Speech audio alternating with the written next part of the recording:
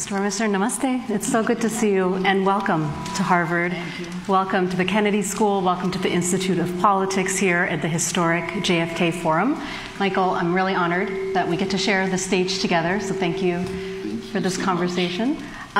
So what Michael and I thought we would do, with your permission, is we want to really focus on the two issues that you have raised on climate justice and transitional justice. And for those of you, it's an exciting time that we're having this conversation here about Nepal. Nepal really is at a crossroads, almost 20 years after the end of the Civil War and with the Comprehensive Peace Agreement. And we really want to ask you, Mr. Prime Minister, to share your vision for how the country will get there. So first, maybe I'll start with climate change, and then Michael will focus on transitional justice.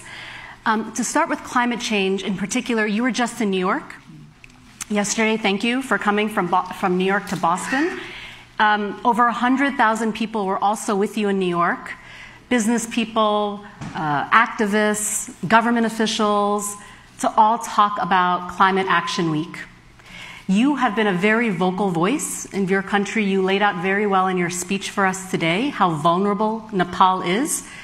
You're not an emitter, you're not a major emitter, but you stand at the crossroads of what industrialized nations have to offer in terms of the part that they really must play, particularly with things like the Loss and Damage Fund. There's been a lot of criticism, as you know, that industrialized countries led by the United States and China and 200 others have not done their part, though, to really pay into the fund and to help countries like Nepal. There's been many funds now set up to help countries like Nepal, but the money has not really started in a way that is meaningful. Is this approach working? Are we going to run out of time for the Himalayas, for mountain countries, especially with a mountain agenda of climate change?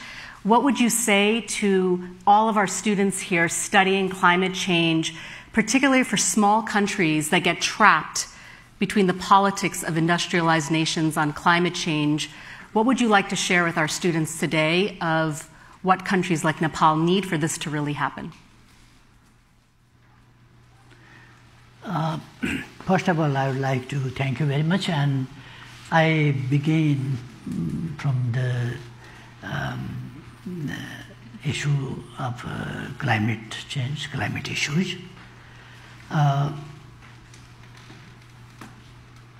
It is our legitimate demand that we are talking about who has committed mistakes, they have to correct, and to correct those things, they have to fund, they have to finance too.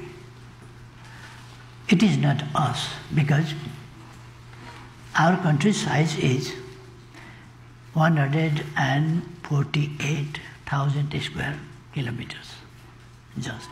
Our population is 30 million, just. And our forest area is 46%, nearly half.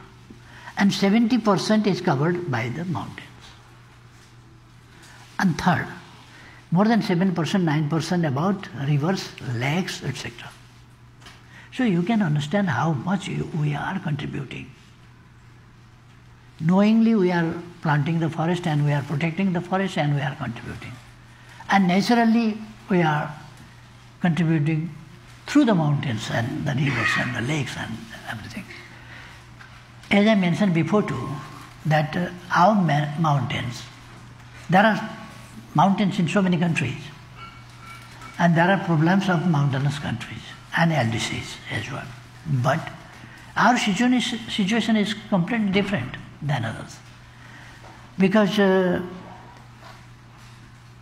we are between the line of, as I mentioned in my speech, that between the line of Cancer and Capricorn, hottest area of the world. The sun moves to Capricorn to Cancer lines. That's the hottest area. And our mountain lies there. And when the hot air comes, goes to closer and closer to the mountains, they become, hot air becomes cooler and cooler and cooler, and they turn ice or what? When they collide with the mountains. So, this is a matter of very, very important.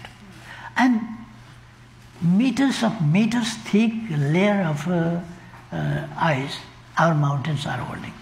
And our mountains are not holding just the ice, but the rocks of the mountains, they are just taking the water and dropping slowly, and the springs and mountains come out and they become rivers. To continue rivers. And the recharge system, water recharge system, it's very important. Otherwise, there will be no forest. If there are no mountains, there will be no forest. Without water, the land will be die and it will convert it into desert. So, the largest natural refrigerator or cooling center of the world is mountain, between the Capricorn line and line of Cancer. So, we are talking that we have done nothing harm, but we have contributed. And we are asking today to the emitters of the greenhouse gases, etc., to support the countries who has no mistake, no guilty, but they are suffering from that.